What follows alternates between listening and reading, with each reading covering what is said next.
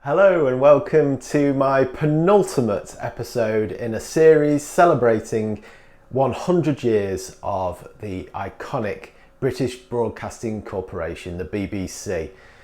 Over the last few months, I've been asking viewers to get in touch with their all-time favourite BBC show, and I've created a poll from those results of the top 100, and we are into the top half from 50 down to 25, so some real heavy hitters here. Some really great shows that no doubt will stir the nostalgic feelings in you. So I hope you can stick around and join me as we look through 100 years of the BBC in 100 shows.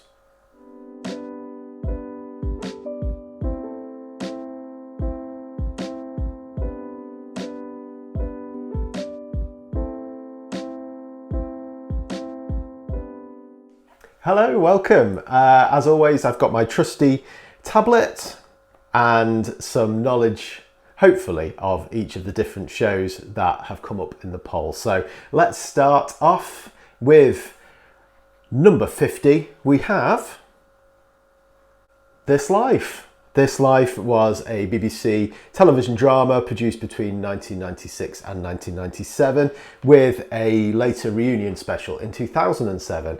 And it was all about a group of lawyers living together in the 90s. And this is one of the most nostalgic shows for me as a teenager at the time. Absolutely loved this show. It was one of those very edgy shows at the time, full of sort of sexual scenes and hard-hitting social history scenes as well. So definitely worth checking out if you get a chance. That was This Life.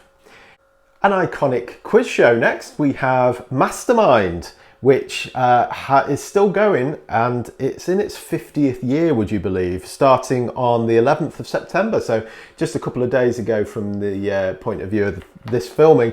11th of September 1972. No doubt you'll remember the late great Magnus Magnusson, who presented it with that great catchphrase, "I've started so I'll finish." It's a long running quiz show with a distinct prop of a black chair where contestants sit and face a series of challenging questions, interrogation style. Mastermind there. Next is definitely one of my favourite sitcoms ever. It is Porridge, starring the late great, I'm going to be saying that a lot, the late great Ronnie Barker. And I always forget that it's the same actor that plays Ronnie Barker that plays Arkwright in Open All Hours. Such a great character actor that he is. Sometimes these comedy actors don't get the credit they deserve, but Ronnie Barker is one of those, along with David Jason, that starred with him in Open All Hours, of course, that really deserves respect for the great character actor that he is. Porridge was a British sitcom starring Ronnie Barker, as I said, and another late great, Richard Beckinsale, written by Dick Clement and Ian Francis. And it was broadcast on BBC One from 1974 to 1977, but I certainly watched it as a kid during reruns and in the 80s, and it was certainly has been rerun since. Absolute classic set in a British prison. I do think that sitcoms work really well when they're kind of, everybody is squeezed into a space that they don't necessarily, or a situation, hence the situation comedy sitcom, when they're all squeezed into one place that they can't kind of get out of. Like the first couple of series of Red Dwarf, for example, where they're all lost in, those two people are lost in space together. And the tensions kind of create that humour that comes from that situation, and certainly prison is the perfect situation for those tensions and that comedy to come out of it. So yeah, definitely worth checking out. Next is a documentary from the sublime to the ridiculous, or ridiculous to the sublime. We have Panorama, starting in 1953. 68 seasons, and it is still going to this day. A very hard-hitting documentary series that has created its fair share of controversy over the years. and one of those documentary series, reporting series that isn't afraid to tackle really, really tough issues, and it has created some social change just by reporting on it and with its hidden camera reporting style. So that is Panorama. Next up we have The Thick of It from 2005, running for 4 seasons. It is a British comedy series that satirises the inner workings of British government, and probably a lot more apt now than it ever was, and starring, of course, the wonderful Doctor Who himself, Peter Capaldi. Another long-running series next, we have Tomorrow's World, which ran from 1965 and ran for 6 series.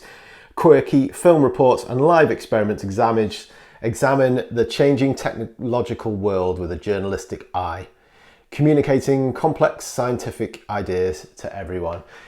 If you were a kid in the 80s like myself, or the 70s, you will no doubt remember Tomorrow's World, and it's fascinating to go back and watch it from a modern perspective to see what we thought the future was going to be like, contrasted with how it actually turned out.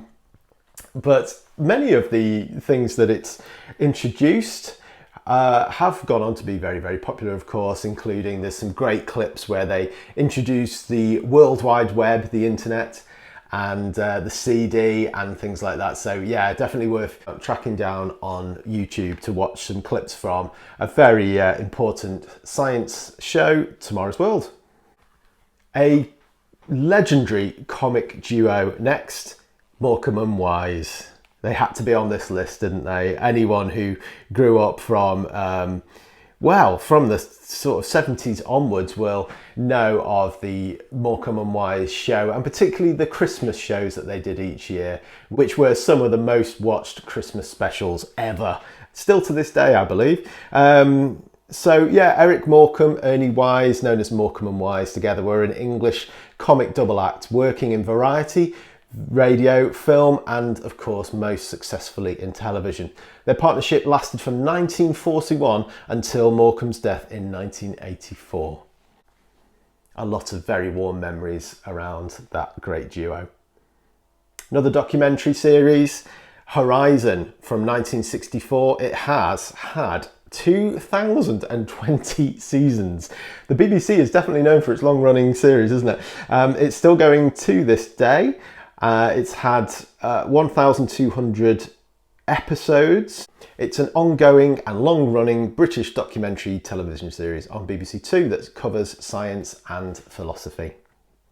Write down in the comments below, by the way, if you can think of a particular episode or season of Horizon or any of the documentaries that we've talked about tonight, like Panorama. Let me know your favourite or the ones that really stick with you in the comments below. I'd be happy to read through them.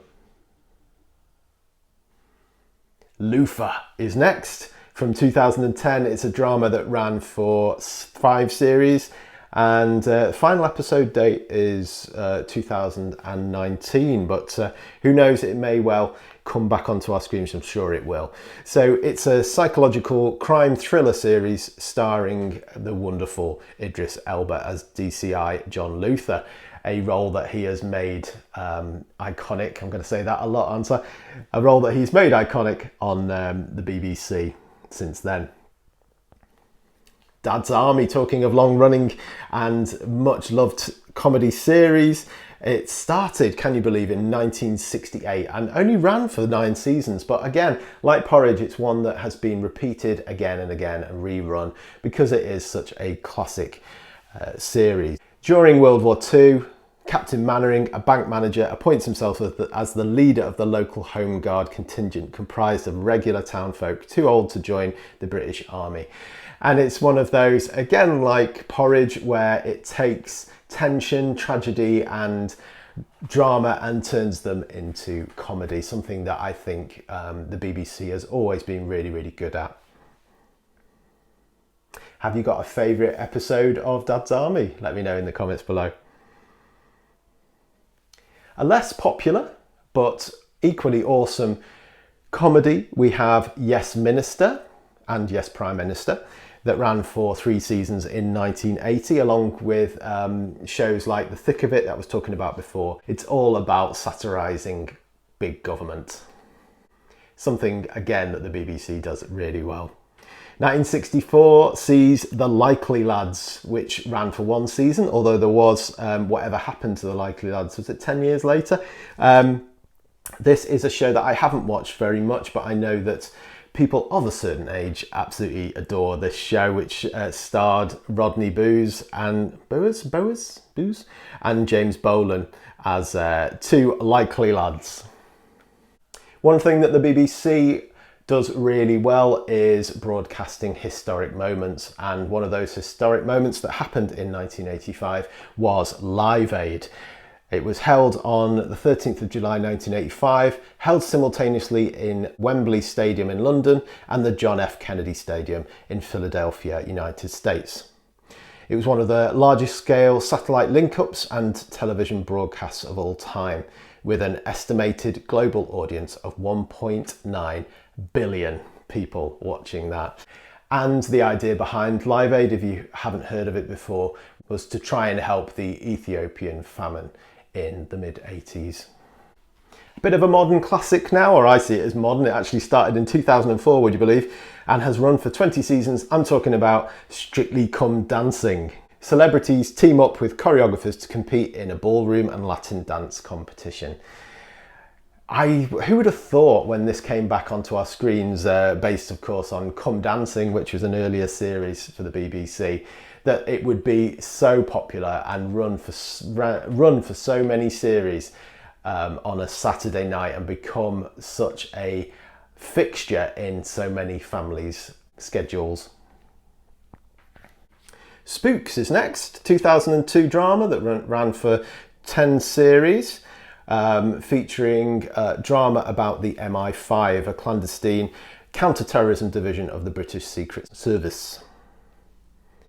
And again, from the sublime to ridiculous, we have Mock the Week, which started in 2005, has run for 20 seasons so far, and I do believe it's coming to an end, unfortunately. Yeah, Mock the Week is a great panel comedy show all about the week and the weekly goings on in the news.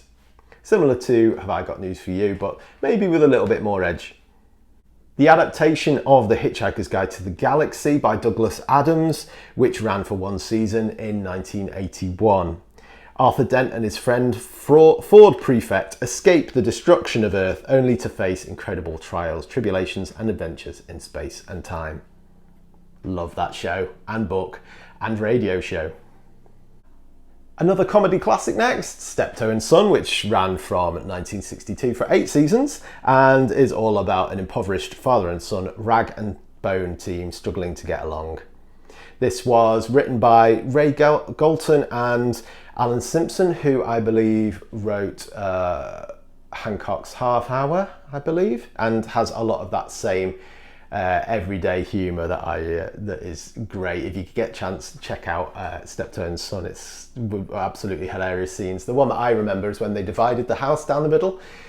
Was it the one where they had half the TV each or something? It was, anyway. It's a funny sitcom. Track that down if you can. Desert Island Discs, one of my favourite radio shows next. That has been running since 1942. Wow. So is that coming up to like 80 years? My goodness. That is quite impressive. Yeah, so Desert Island Discs is a radio program that is all about special music that celebrities would take with them if they were stranded on a desert island. And one of the things I love about it is that it shows the soundtrack to people's lives and talks about their lives growing up and the music that's kind of been the background to that life. So yeah, I love Desert Island Discs. Definitely one of my favourite radio shows, and so glad that it's still going today. Spring Watch / Autumn Watch is next. 2005 it started. Annual BBC television series which charts the fortunes of British wildlife. Another one of those sort of lovely, wholesome shows like Repair Shop that is nice to watch with a cup of tea in a very British way, as the BBC often does so well. Prime Suspect is perhaps not quite as wholesome. It's a crime drama series featuring Helen Mirren, and started in 1991 and so far has run for 7 seasons. Another childhood favourite, Take Heart, started in 1977, and you'll remember, of course, the wonderful Tony Hart and Little Morph, his plasticine companion. Bitty, Some Mothers Do Have Them next. And if you've not seen Some Mothers Do Have Them, you might be thinking that I've just had a breakdown. It's a sitcom from 1973. Sitcoms are doing well this time. Running for 3 seasons, and features, of course, accident-prone Frank Spencer, played by the wonderful Michael Crawford. We've only 2 left, and they're both absolute crackers. We have Later with Jules Holland, a contemporary British music television show hosted by Jules Holland, of course. So far it has run since 1992 and has 394 episodes. So many bands have been introduced to me through the great Jules Holland late night music programme.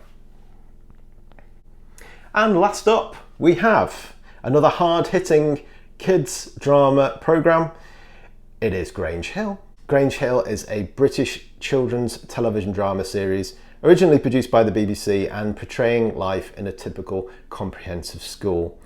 You'll no doubt have many memories of some of the hard-hitting storylines that they had. It's kind of like a school version of EastEnders, if you like. It's but really interesting how it, like Newsround that I've talked about before, that it doesn't dumb it down for kids, it doesn't talk down to kids. It talks about many of the issues facing kids in everyday school life.